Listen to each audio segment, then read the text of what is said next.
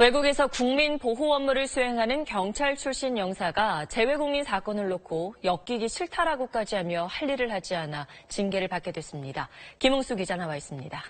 먼저 사건 개요부터 설명해 주시죠. 네, 지난해 1월의 일인데요. 멕시코의 한 주점에서 한국인 여성이 인신매매와 성착취 혐의로 체포가 됐습니다. 이때 함께 있었던 한국인 여성 종업원 5명도 함께 연행이 됐는데 종업원들이 이 검찰 조사를 받는 과정에서 해당 주점에서 성매매를 했다. 그리고 이 함께 체포된 여성이 이 주점의 업주다라는 강요를 받아서 그런 진술을 했다고 합니다. 네. 하지만 이 과정에서 이런 사실이 전혀 아니라고 부인을 했는데 결과적으로 막상 이 검찰에서 작성을 완료한 진술서를 보니까 모든 게 다 시인한 걸로 돼 있었다는 겁니다. 네. 그래서 결국 이 주점의 업주로 지목된 한국인 여성은 현재 구속돼가지고 1년 넘게 지금 구치소에 있는 상황입니다. 네, 이 과정에서 현재 영사가 할 일을 제대로 하지 않았다는 건데 어떤 부분들입니까? 네, 그렇습니다. 이미 조사가 끝난 뒤에 이 주 멕시코 한국 대사관의 경찰 영사가 이제 그 피해자들을 면회를 왔습니다.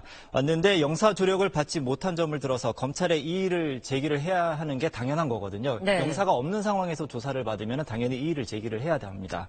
그런데도 이 이의를 제기를 하지 않았고 오히려 종업원들이 진술서에 동의하고 서명했다. 이런 식으로 검찰에서 영사 진술서, 그러니까 영사의 확인을 받는 그런 진술서가 있습니다. 네. 여기에 사인을 해달라고 하니까 문제가 없다는 식으로 사인을 해줬다는 겁니다. 그러니까 우리 국민이 아니라고 하는데 멕시코 검찰에 이의도 제기하지 않았고 허위 진술서에 서명도 해줬다는 거잖아요. 네, 거기다가 네, 또 사건에 엮이기 싫다라고 했다는 건 또 뭔가요? 정말 황당한 발언인데요. 종업원 2차 조사를 검찰이 하면서 한국 영사가 입회를 해라, 영사 조력을 해라 라고 요청을 했는데 이 해당 영사는 사건에 엮이기 싫다며 이걸 거절을 했다고 합니다. 결과적으로는 마지막에 검찰이 다시 요구를 하니까 입회를 했다고는 하는데 처음에 거절을 했다고 하고요. 그 뒤에 이 구치소에 수감되어 있는 여성이 기소가 부당하다 멕시코 법원에 헌법 소원을 냈습니다. 그런데 멕시코 법원 판결을 보면 이 강요를 받은 진술이 인정이 된다. 그리고 영사 조력을 받지 못한 상황에서 조사를 받은 것이기 때문에 진술서를 인정할 수 없다. 네. 이렇게 판결을 내렸거든요. 하지만 이 여성은 아직도 풀려나지 못했습니다. 왜냐하면 검찰에서 항고를 했기 때문인데 검찰이 항고를 하면서 이것 봐라 한국 영사가 다 확인을 해준 진술서 아니냐. 조사 과정은 전혀 문제가 없었다. 이렇게 항고를 했기 때문입니다.